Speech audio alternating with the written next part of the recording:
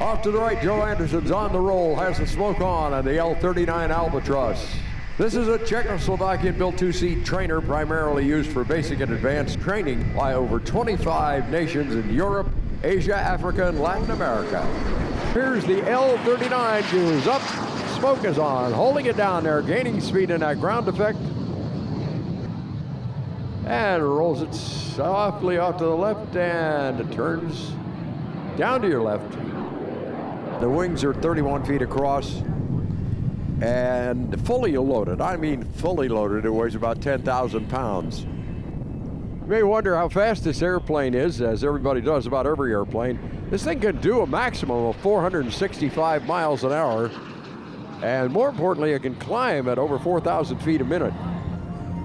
Off to the right, here comes Joe Anderson again, gets the L-39 right down in there low, hits that smoke trail. Very, very smooth pilot, as you can see. It's a pretty amazing thing. It's an airplane you can buy relatively inexpensively and operate actually relatively inexpensively for jets. It does have what we call a stall speed, where it would stop flying through the air at about 97 miles an hour. So you have to stay above that speed.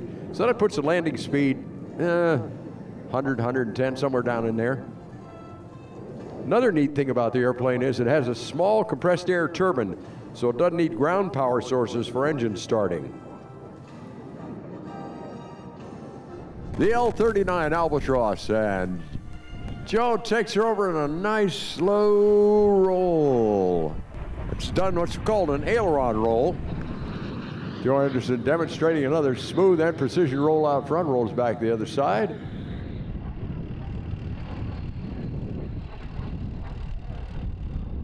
And there is four perfectly executed 4-point hesitation roll.